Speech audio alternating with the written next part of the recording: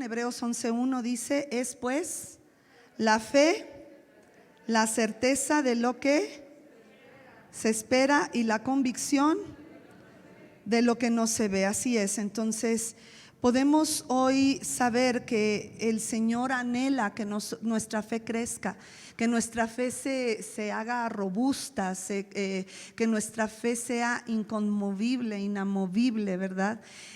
Y hasta ahorita hemos visto varios puntos de lo que es la fe, desde el versículo 2 hasta el versículo 16. Hemos estado sacando de aquí puntos importantes para nosotros de lo que es la fe y cómo Dios quiere que nosotros avancemos en la fe. ¿Qué hace la fe en nosotros? Nos fortalece, nos hace ver lo que esperamos, nos hace seguir adelante y dejarle las consecuencias a Dios de las decisiones que por fe tomamos, ¿verdad? Y hasta aquí pudiéramos decir que hay tres grandes cosas que hemos estudiado hasta el versículo 16. Tres. Una, que la fe tiene que ver con un llamado de Dios. Dice la palabra que Dios llamó a Abraham, ¿verdad? Que Dios llamó. Y vimos la vida de Noé, un poquito, ¿verdad? De la fe de Noé, de la fe de Enoc, antes del diluvio y después, ¿verdad? Vamos a seguir estudiando aquellos que fueron después del diluvio. Pero antes del diluvio también está, después del diluvio empieza a hablar acerca de Abraham. Y en Abraham vemos que la fe de Abraham trae fortaleza, o sea, fortaleció su vida para poder tener un hijo, ¿verdad? La fe de Abraham lo fortaleció también para que sus hijos pudieran vivir en tiendas, ¿verdad? Sabiendo que allá en el cielo hay una ciudad de cimientos sólidos, de fundamentos firmes, que todo aquí en la tierra es pasajero.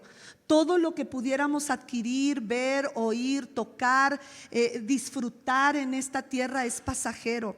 Pero hoy vamos a ver cómo nuestra fe va a ser probada, porque en la galería de los héroes de la fe, que es todo capítulo 11, vemos hombres y mujeres cuya fe fue probada y por eso están ahí, porque al pasar la prueba, al pasar el dolor, al pasar la frustración, al pasar el tiempo de dolor, su fe fue fortalecida, pero Dios tenía que probar su fe. Y vamos a empezar en el versículo, todavía no.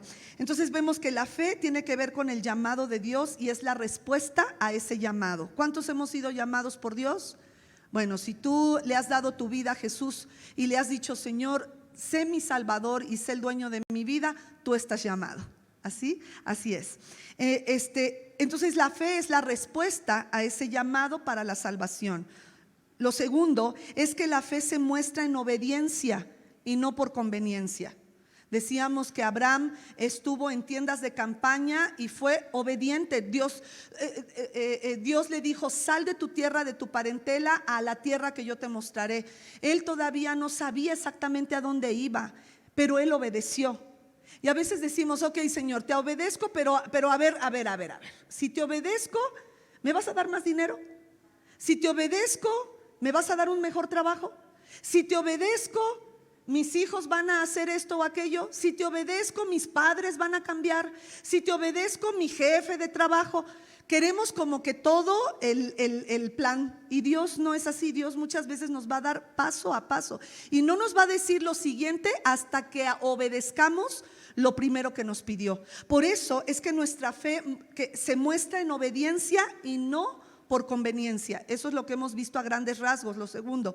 Y por último, lo que hemos visto hasta el versículo 16 es que la fe te permite creer no en tus fuerzas, sino en las de Dios. Veíamos que Abraham ya tenía 100 años, lo vimos en Romanos, creo que era Romanos 4, él ya tenía 100 años y aún así Dios lo fortaleció para poder concebir un hijo en una matriz que tenía muchísimos años de ser una matriz que no daba fruto. La matriz de Sara, ya Sara tenía 75 años cuando concibió a Isaac. Qué locura, ¿no? O sea, ya había pasado la menopausia, ya todo, ya. Entonces, La fe nos permite creer no en nuestras fuerzas, sino en las fuerzas de Dios, que dice que Él resucita a los muertos. Repita conmigo: mi fe me permite creer en la fidelidad de Dios. Entonces, repita nuevamente: requiere de un llamado, mi obediencia y no conveniencia, y en su fidelidad. ¿Puedes darle un aplauso a Dios, por favor?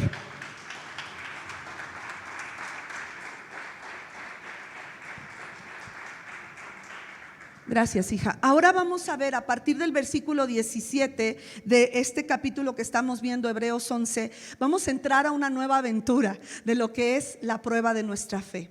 Sí, Dios va a probar nuestra fe. Va a probar si verdaderamente es la certeza de lo que se espera y si verdaderamente es la convicción de lo que no vemos. Y para ello, vámonos a Hebreos 11, 17.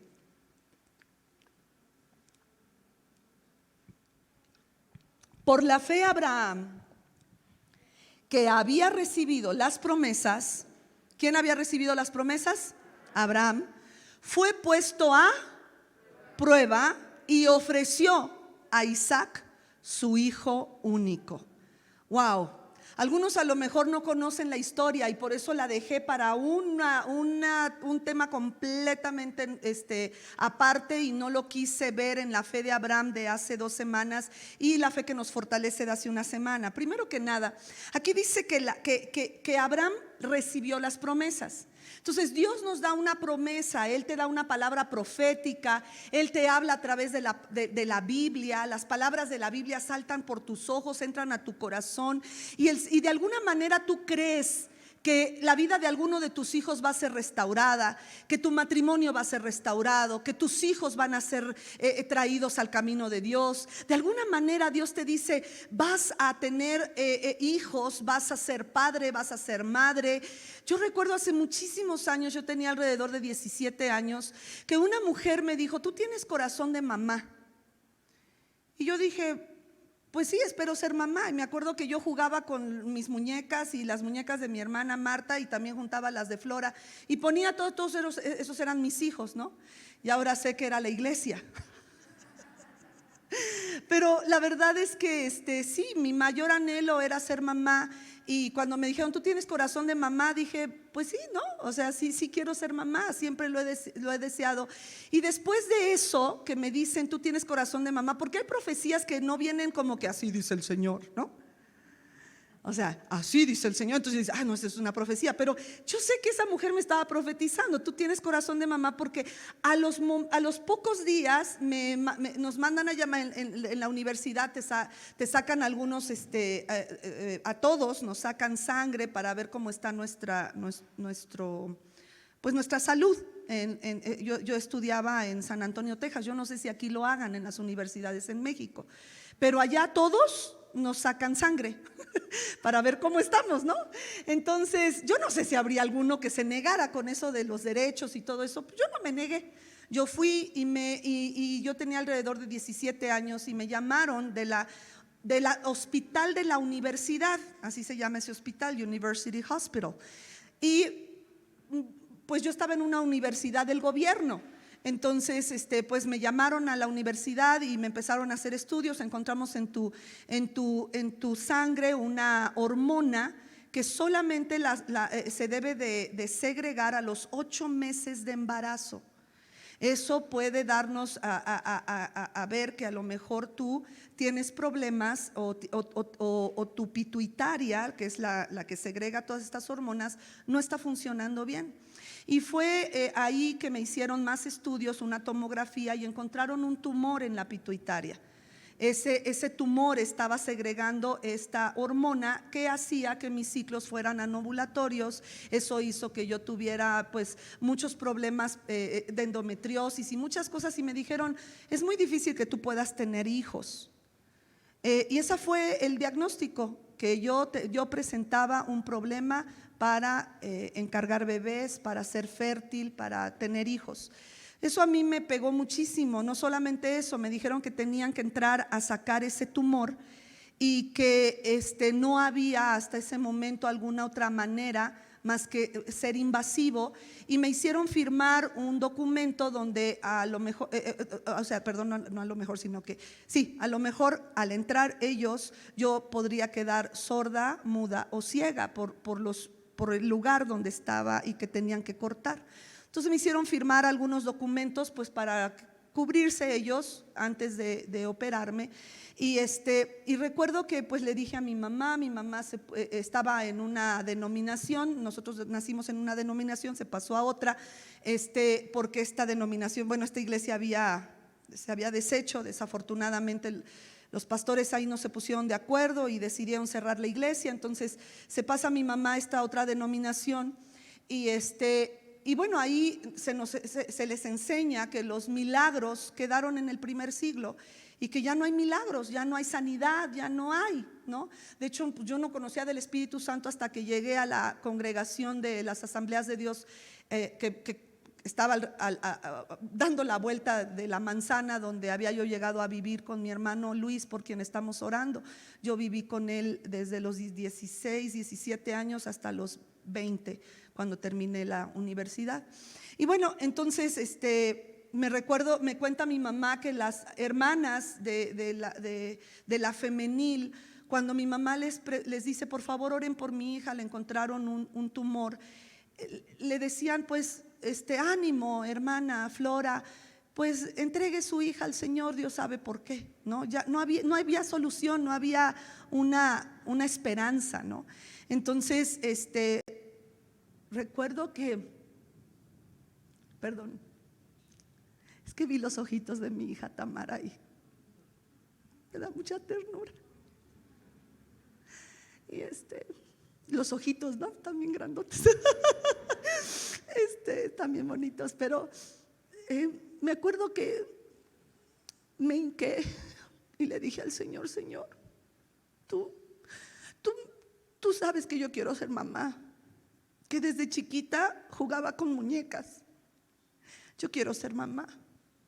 Te pido perdón por mis pecados, te pido que me ayudes. Y en ese tiempo pues mi mami también se tiene que volver a cambiar de iglesia y llega a una congregación donde ahí empiezan a hablar de milagros y de sanidades. Ahí empiezan a orar por mi cuñada, la esposa de mi hermano Luis. Ella tenía linfoma difuso de células grandes, ella tenía cáncer. Tenía 22, 23 años de edad cuando le dijeron que tenía, y ese cáncer era terminal. Y no solamente eso, había hecho metástasis. Entonces no había salvación, pero mi mamá con toda su fe la llevó a mi cuñada para que oraran por ella. Y oraron por ella, hermanos, y Dios la sanó. La sanó completamente. Le habían hecho ya un trasplante de médula, le habían dicho que nunca iba a volver a menstruar o a tener a tener un ciclo menstrual por toda la quimioterapia que le pusieron. Y Dios la sanó, tanto así que se embaraza. Y mi sobrino Luis Felipe ya tenía 5 meses de gestación y ella sentía que algo se le movía en el estómago, que estaba engordando. Se puso a hacer ejercicio, tomó desparasitantes, no sabía qué hacer porque sentía movimientos y ella dice: es que estoy llena de parásitos seguramente, ¿verdad? Y cuando va a una clínica, porque ya no aguantaba y que esto y aquello, llega a una clínica en los Estados Unidos que no tenía nada que ver con la que le atendió el cáncer, y le dijeron: señora, usted está embarazada. Y ella dijo: ¿yo? Sí, usted está embarazada. No, pero es que sí, es imposible, yo soy sobreviviente del linfoma. Es más, de los sobrevivientes del linfoma, solamente en todo el mundo ha habido 3 y yo soy la tercera. Entonces no puede ser, yo no puedo ser mamá. Y cuando le enseñan al bebé, sorpresa, ¿no? Porque ni siquiera, o sea, y eso es algo que Dios puede hacer y que Dios hizo en la vida de mi cuñada y que Dios hizo también en mi vida, que me dio 4 hijos después de que dijeron los médicos que no. Pero pasó un mes, hermanos, yo no pensaba dar mi testimonio tan largo, pero pasó un mes y vengo a México con la tomografía y el tumor que se veía ahí. Mi papá me lleva a Insurgentes, donde está neurología, me hacen una nueva tomografía y oh sorpresa, el tumor ya no estaba. Y mi mamá me dice, es que sí hay milagros, sí los hay. A Dios la gloria. Y me acuerdo que le dijeron a mi papá, doctor Salgado, a su hija ya la operaron y utilizaron un láser tan potente que la base de la silla turca donde estaba sentado el tumor está semidestruida, pero ella va a estar bien, eso se va a recuperar, ella va a estar bien. Yo no podía ver de mi ojo derecho, el tumor estaba pisando el nervio óptico. En fin, le doy gracias al Señor por eso, pero el Señor cuando dice que va a pasarnos por pruebas, es una realidad. A lo mejor tú recibiste una palabra profética y ahora a lo mejor estás viviendo una prueba y dices, Señor, tú me dijiste esto y no veo claro. Tú me prometiste aquello y hoy estoy pasando por algo completamente opuesto a lo que tú me prometiste. Yo sabía que iba a ser mamá, pero estaba pasando a los 17 años una prueba y a lo mejor hoy tú estás pasando una prueba que a lo mejor no ha durado un mes como esa que a mí me pasó, me toman la tomografía y al mes ya no hay nada, ¿no? A lo mejor tu prueba se ha llevado años, se ha llevado tiempo, se ha llevado dinero, se ha llevado tu esfuerzo. Y el Señor dice aquí que fue puesto a prueba. Ahora, ¿qué significa prueba? Prueba significa disciplina. Viene del griego pirazzo, con D de dedo y Z, pirazzo, que significa escrutinio. Dios va a hacer un escrutinio de tu corazón, va a hacer un escrutinio de tu fe. Y dice que también es un ensayo. O sea, está ensayando a ver si vas a aguantar vara, ¿no? A ver si vas a aguantar el camino que te resta por delante. Y dice es disciplina, escrutinio, ensayo, pero significa también examinar. Eso significa que entonces Dios puso a prueba o examinó, hizo un ensayo en el corazón de Abraham. Y fíjate lo que dice, vamos a regresar a la última parte del versículo 17 de Hebreos 11, dice, fue puesto a prueba y ofreció. Ahora, ¿en qué? Ya me lo quitaron. Gracias. Y dice, fue puesto a prueba y ofreció a Isaac. ¿En qué? ¿Cómo? Se me olvidó. Tense. Del verbo ofrecer. Ofreció. ¿Es presente, pasado o futuro? El tiempo, gracias. ¿Cuál es el tiempo de y ofreció a Isaac? ¿Cuál es el tiempo del verbo ofrecer? Pasado, ¿verdad? ¿Es una afirmación o es una pregunta? Es una afirmación. Ofreció a Isaac su hijo único. A ver, vamos a ver cuál fue esta prueba. Vámonos por favor a Génesis. Me voy a saltar un versículo que les mandé. Vámonos a Génesis 15 del 1 al 4. Vamos a ver cuál fue esta prueba. La prueba está en Génesis 22 del 1 al 13, por favor. Génesis 22 del 1 al 13. Pasado cierto tiempo, Dios puso a prueba a Abraham y le dijo, Abraham, aquí estoy, respondió Dios. Y Dios le ordenó, diga conmigo, le ordenó, toma a tu hijo, el único que tienes y al que tanto amas, y ve a la región de Moriah. Una vez allí, ofrécelo como holocausto en el monte que yo te indicaré. Abraham se levantó de madrugada y ensilló su asno. También cortó leña para el holocausto. ¿Qué es holocausto? Tenía que sacrificar a su hijo. Esto es impresionante porque eso va en contra de lo que el Señor anhela. Él no desea sacrificios humanos.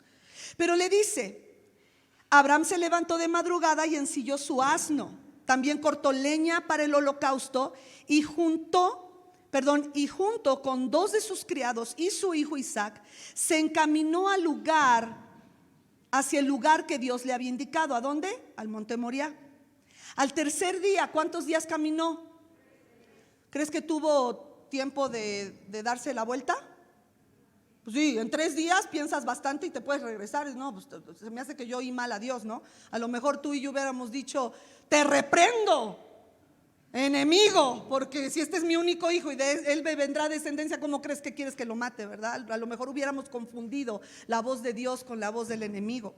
Pero dice aquí: al tercer día Abraham alzó los ojos y a lo lejos vio el lugar. Y todavía ahí pudo haberse regresado. Entonces les dijo a sus criados: quédense aquí con el asno, el muchacho, y yo seguiremos adelante. ¿Para qué? Para adorar a Dios. Y luego regresaremos. Ve su fe. Luego regresaremos junto a ustedes. ¿Qué no lo iba a matar?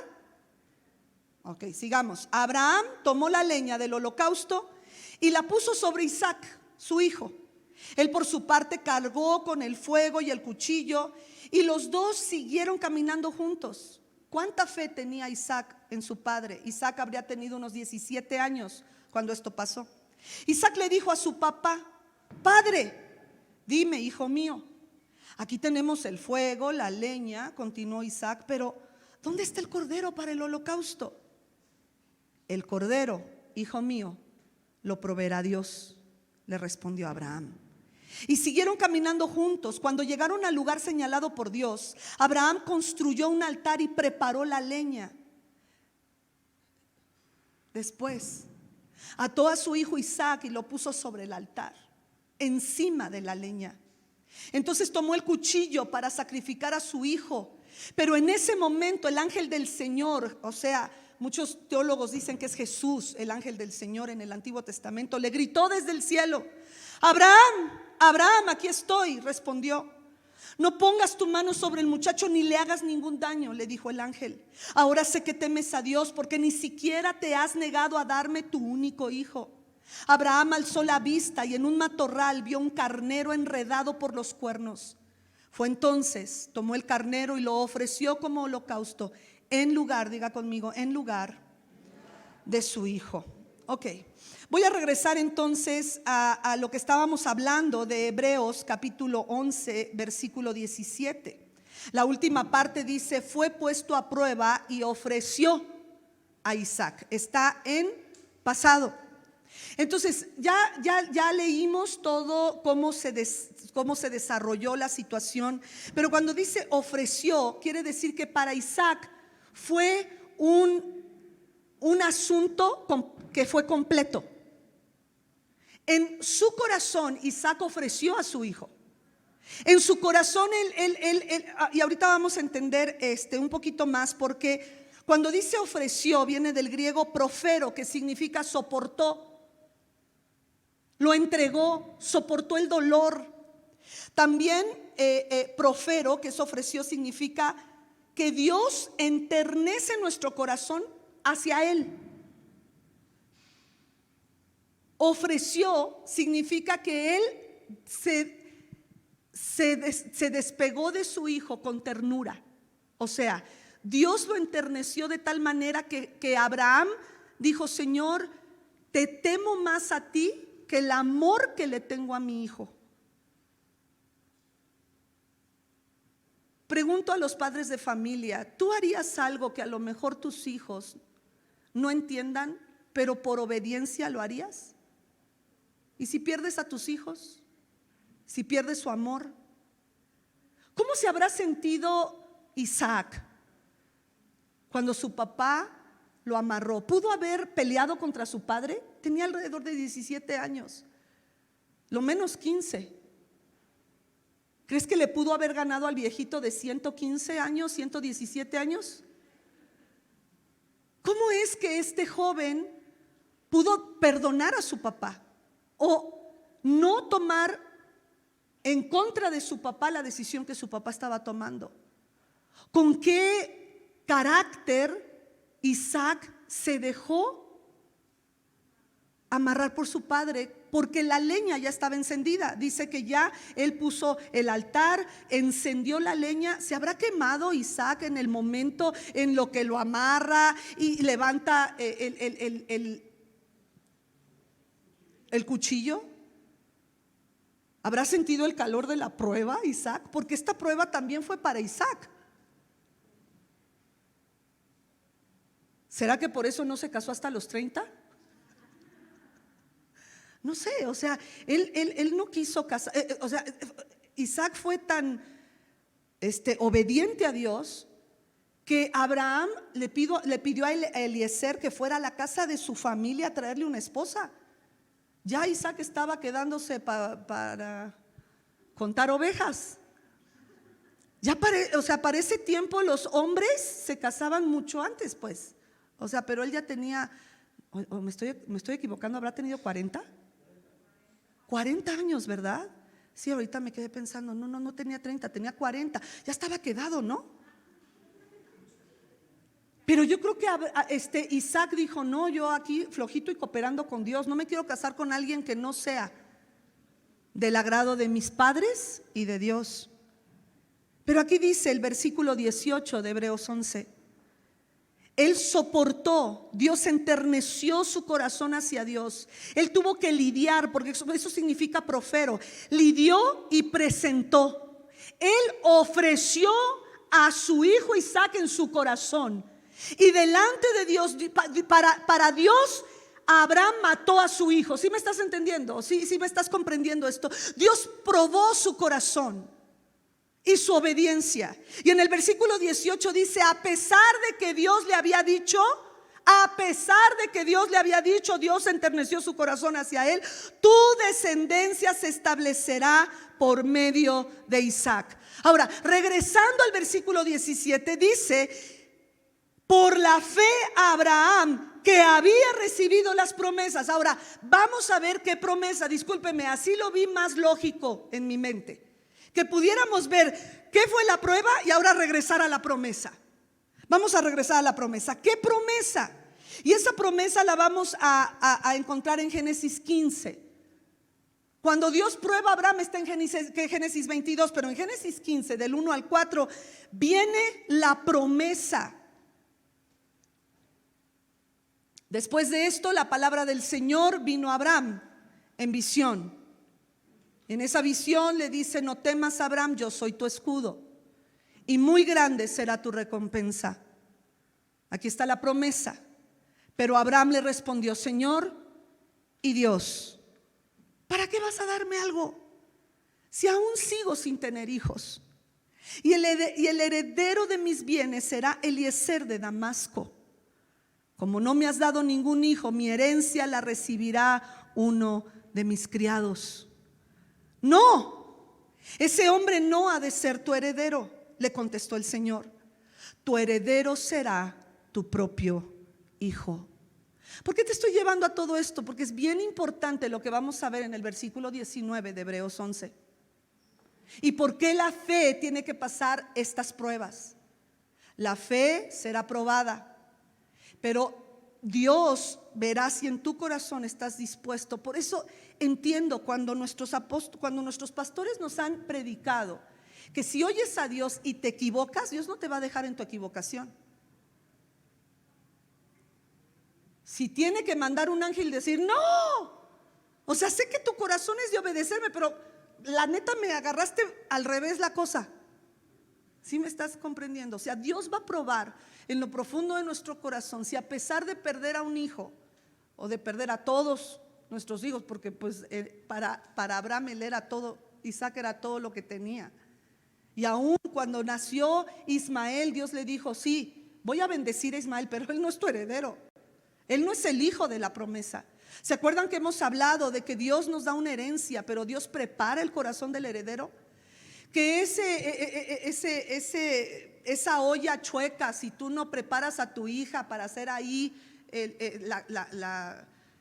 la comida china que te sale muy bien en esa olla, cuando te mueras tu hija va a tirar la olla porque no está su corazón preparado. Por eso es que Dios va a poner a prueba nuestra fe, porque Él está preparando nuestro corazón. Y si verdaderamente Dios es lo único y lo que más anhelamos, entonces ahora sí, ya vimos cuál prueba, ya vimos cuál fue la promesa. Y si se dan cuenta, tú puedes seguir leyendo de Génesis 15, del 5 en adelante. Dios prepara el corazón de Abraham y le dice, sal de tu tienda y mira las estrellas.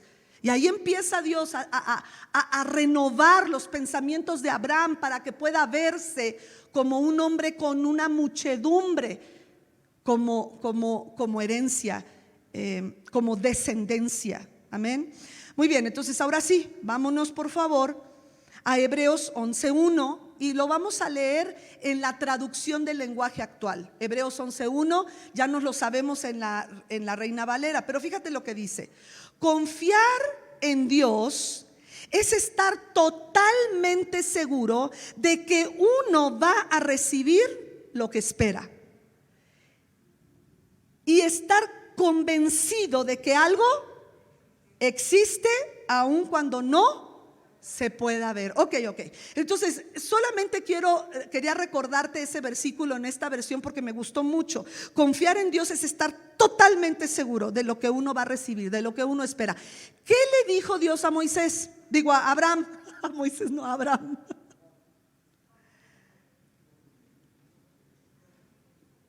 Sobre Isaac, yo te daré descendencia.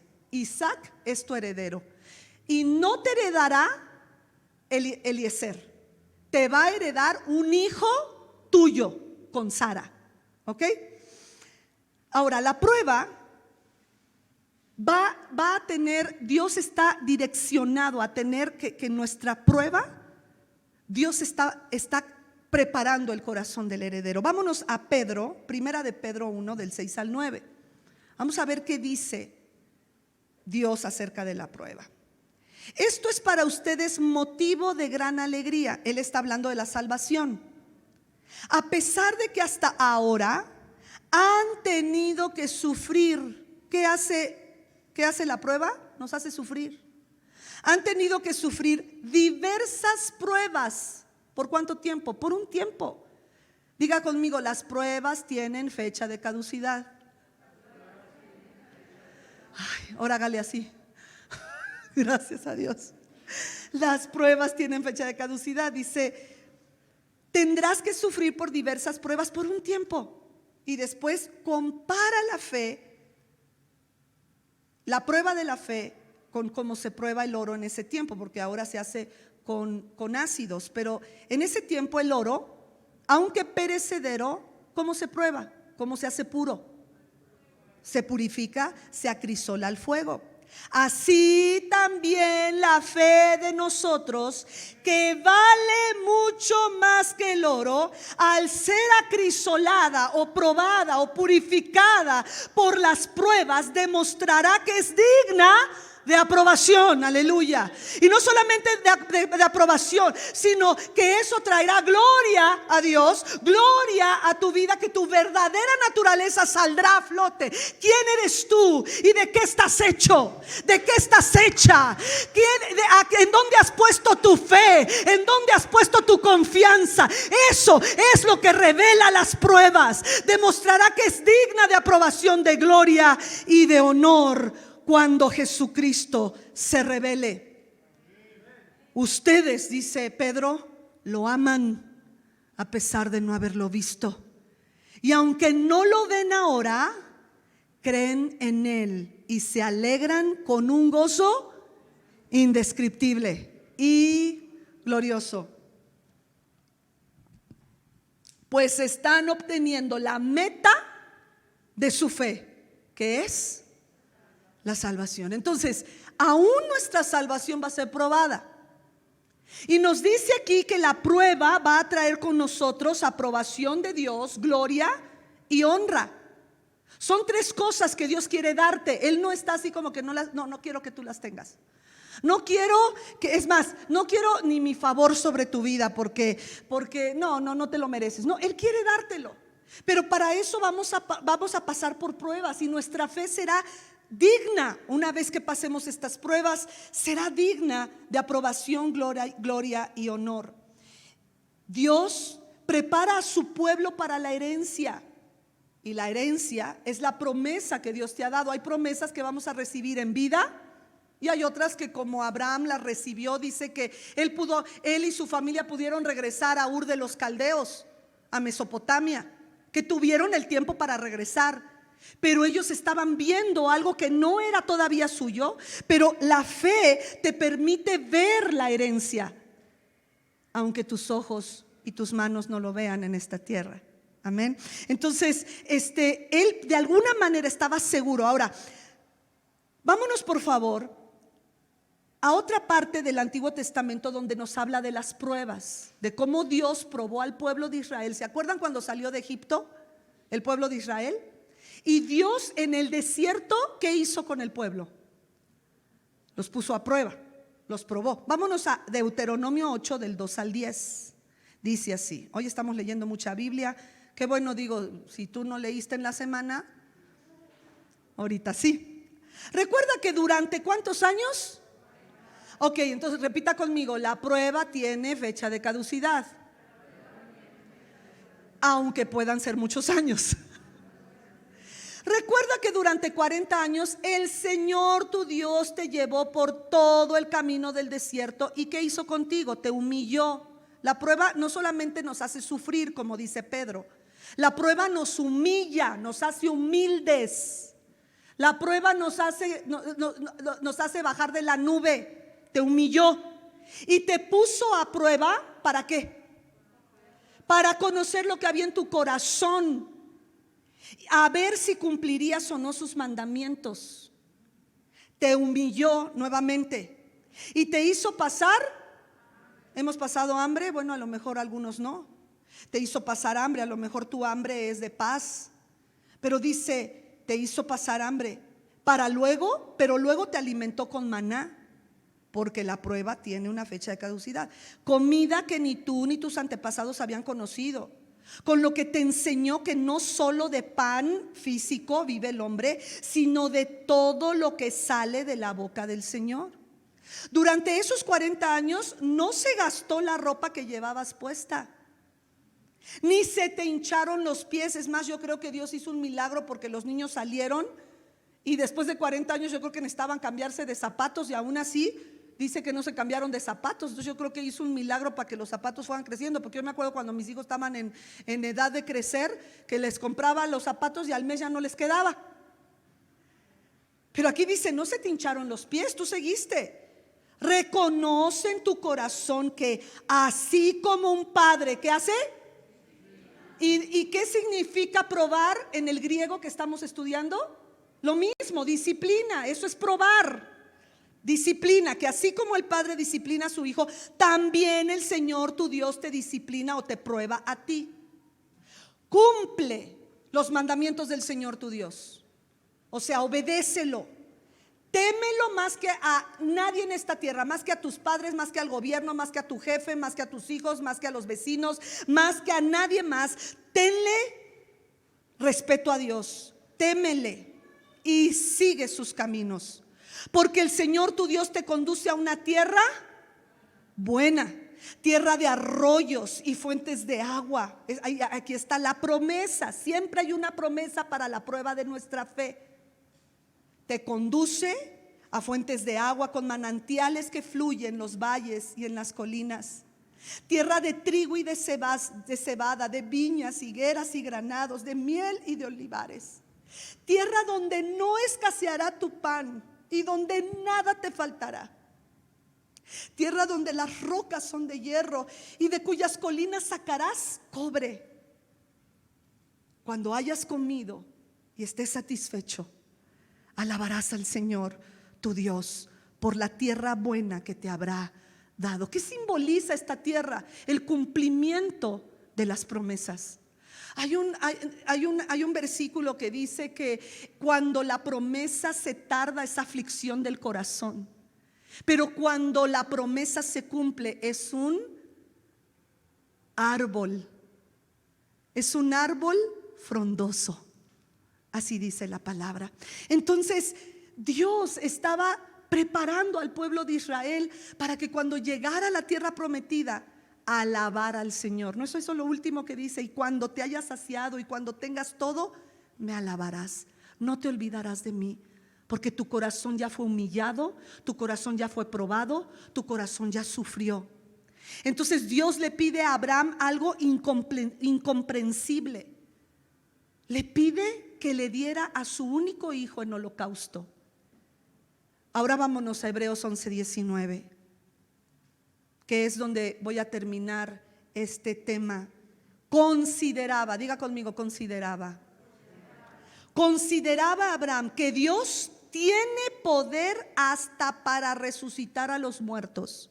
Y así, en sentido figurado, recobró a Isaac de entre los muertos. Regresemos desde el versículo 17, por favor. Vamos a leer los 3 versículos juntos para que nos quede muy claro por qué Dios tenía que probar la fe de Abraham, y así lo hace con nosotros. Versículo 17 de Hebreos 11, por favor, si me lo ponen, dice: por la fe Abraham, que había recibido las promesas, fue puesto a prueba y ofreció, pasado, a Isaac, su único hijo.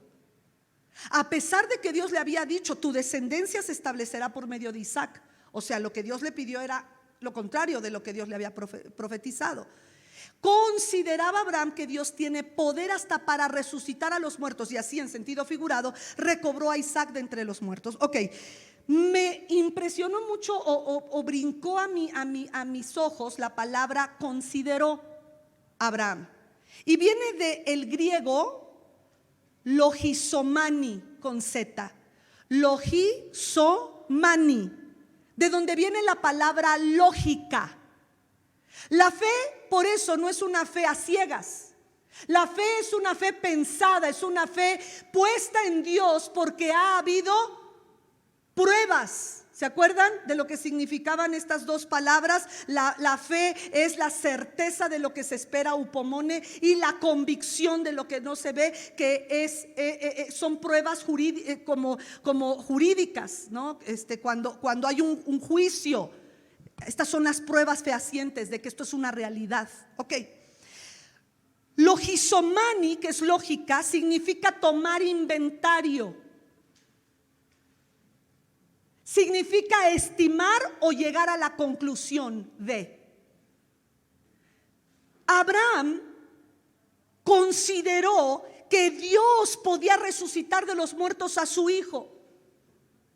Llegó a la conclusión, se puso a pensar, tomó un inventario de cómo Dios lo había tratado, del capítulo 12, donde Dios le dice: en ti serán benditas todas las familias de la tierra, sal de tu tierra, de tu parentela, hasta el capítulo 22, donde Dios le dice: ofréceme a tu hijo en holocausto.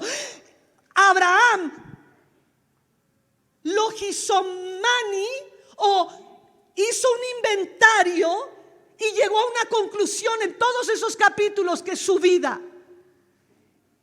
Él razonó lo siguiente, y puse el inventario que él pudo haber pensado. Solo me estoy presumiendo que él pudo haber hecho este inventario. Punto número 1, él dijo: ok, Dios me prometió descendencia. Me habló de las estrellas y de la arena del mar, o más bien la arena donde él estaba. 2, en todos estos años Dios ha cumplido todo lo que ha dicho y nunca me ha fallado.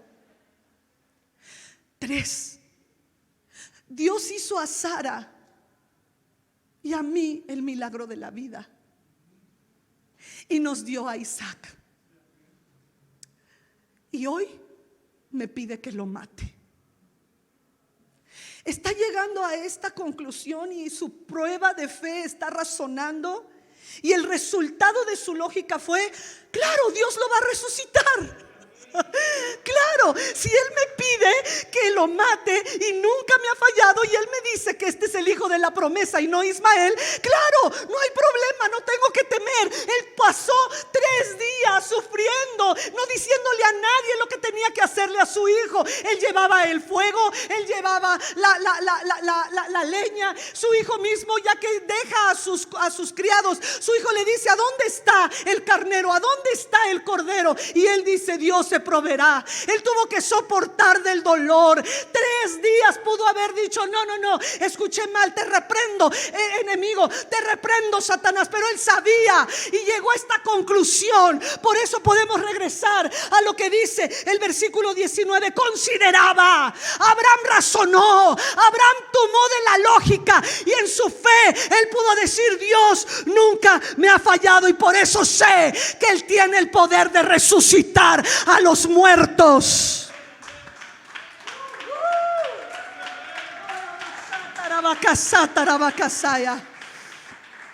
A los que amamos a Dios, todo nos ayuda bien.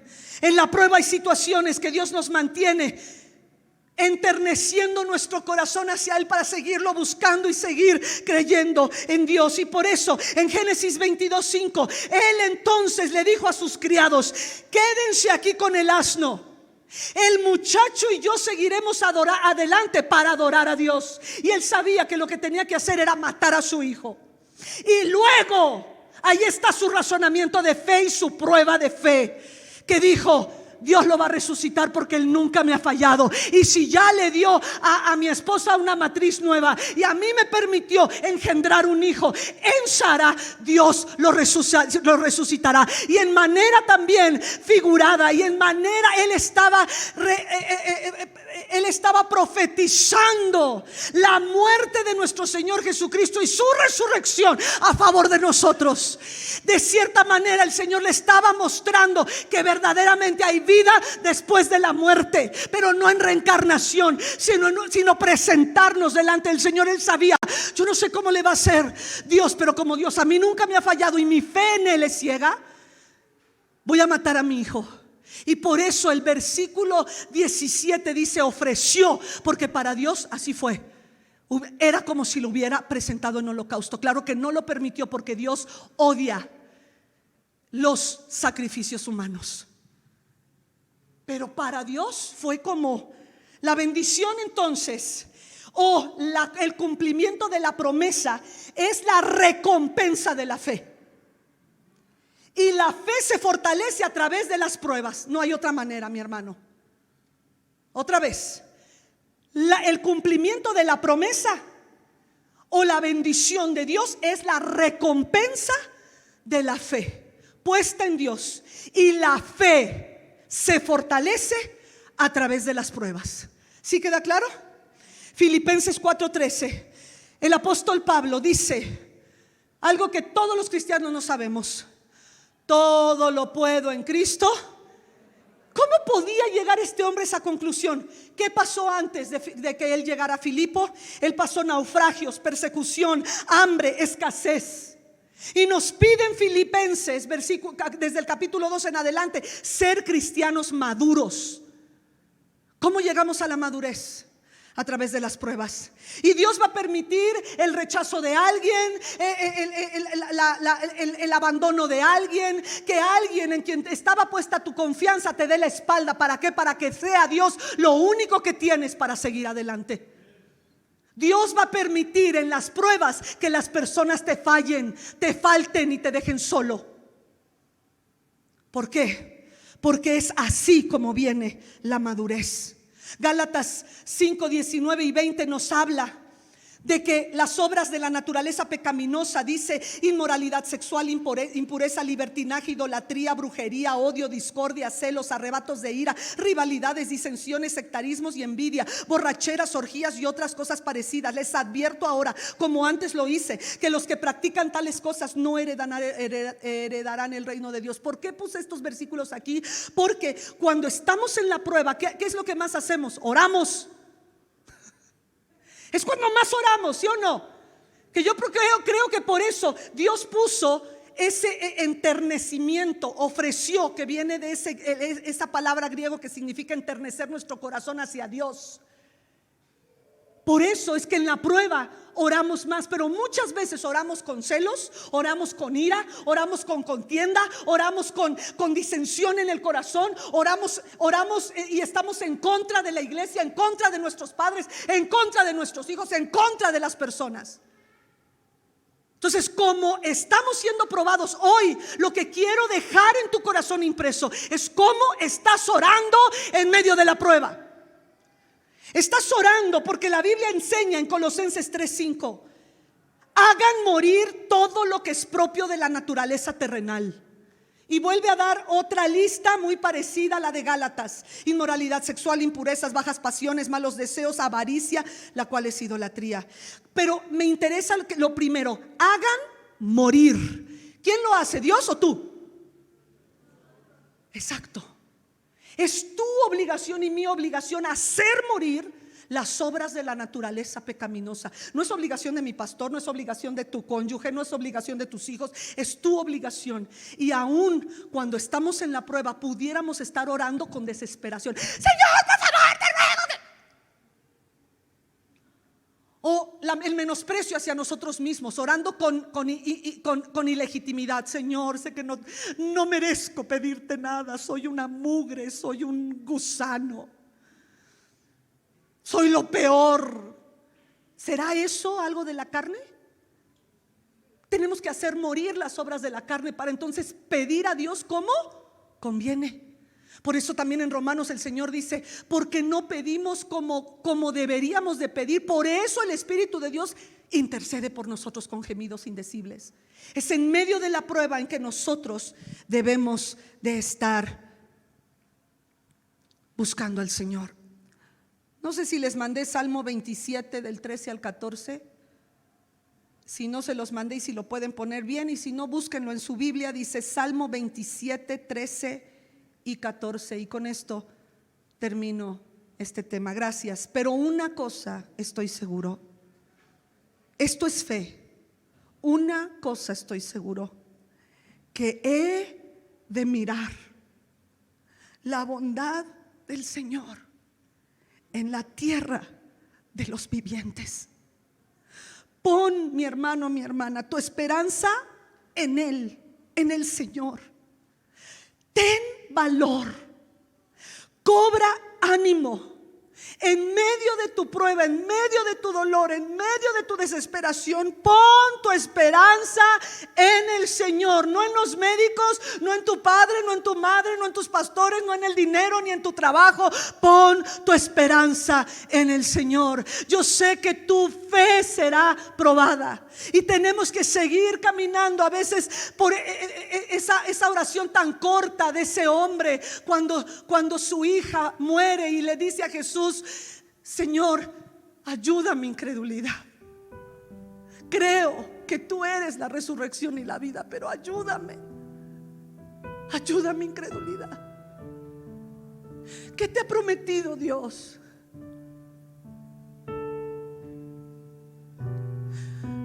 Pues eso que te prometió, Dios va a probar tu fe, como lo hizo con Abraham. Y no va a ser fácil seguir como viendo al invisible. Pero si Dios está contigo, todo lo puedes en Cristo que te fortalece. Pablo lo dijo después de haber mirado cómo la gente con odio trató de matarlo y de lapidarlo. Él lo vio cuando cuando dijeron: se va a morir en naufragio, lo picó una serpiente. Y llegó a la conclusión de Filipenses 4: todo lo puedo, todo. No hay nada difícil si tú pones tu confianza en Dios. Filipenses 2 le dice: para mí el vivir es Cristo y el morir es ganancia. Y después en el 4 dice: pero mientras estoy en esta tierra, todo lo puedo. ¿Quién te fortalece para seguir adelante? ¿Quién te dice que puedes creer en lo que Dios te dijo? Dios te dio una lógica, pero también te ha dado pruebas fehacientes de su amor, de su poder, de su fidelidad sobre ti. Ponte de pie. Gracias, Jesús.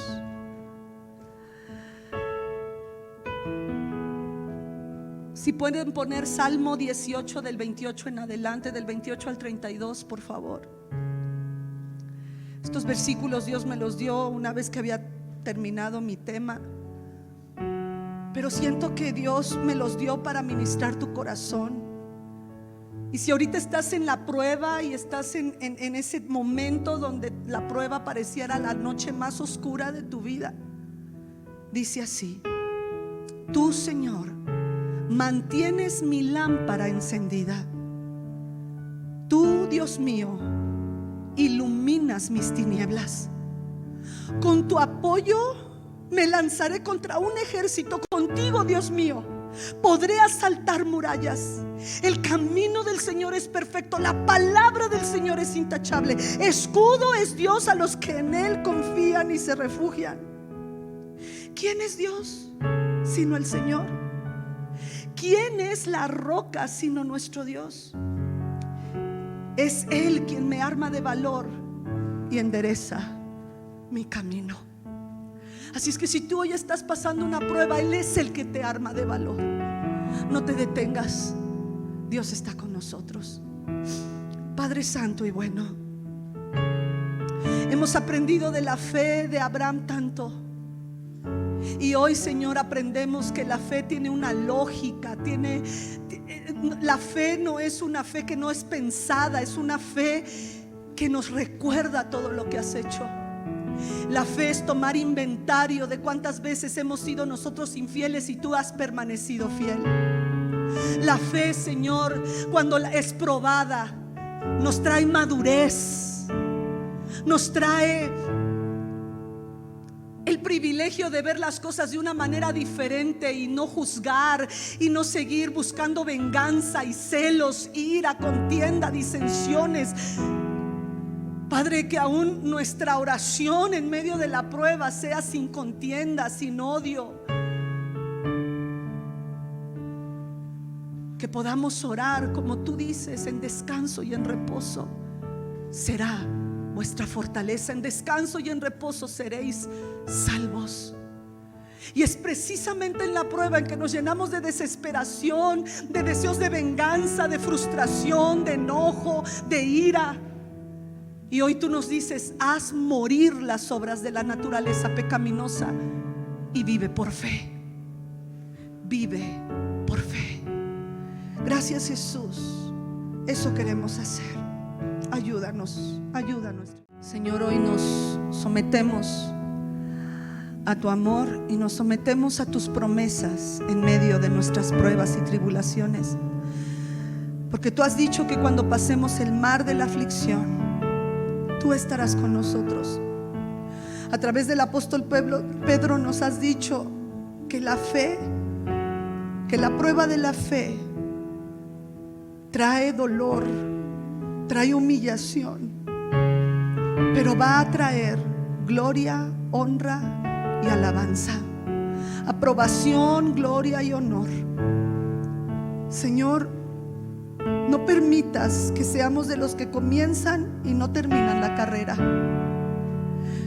Ayúdanos a ser personas que consideran, que tomen inventario, que estimemos y que concluyamos que tú eres digno de ser confiado.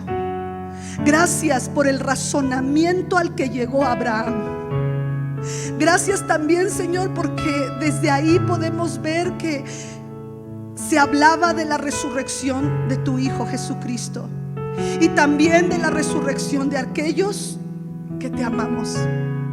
Gracias, porque la bendición es la recompensa de nuestra fe, y la fe solo se fortalece a través de las pruebas, de los naufragios, de la persecución, del hambre, de la escasez, porque es ahí donde podemos llegar a la madurez. Te amamos, Jesús, y hoy te decimos: ayuda nuestra incredulidad, ayuda nuestra fe, en el nombre de Jesús. Amén. Quisiera que pusieras delante del Señor aquellas cosas que Dios te ha prometido y que sigues creyendo. Dile gracias. Solo dale las gracias. Solo dale las gracias de aquello que te ha prometido y que lo verás cumplido. Gracias, Señor. Gracias, gracias. Porque tú me has hablado de que has de restaurar mi vida, mi fe en ti, mi relación con nuestros hijos, mi relación con el cónyuge, mi relación con la iglesia, mi relación con mis pastores. Tú lo has de restaurar, Señor. Tú lo vas a hacer en el nombre de Jesús. Amén.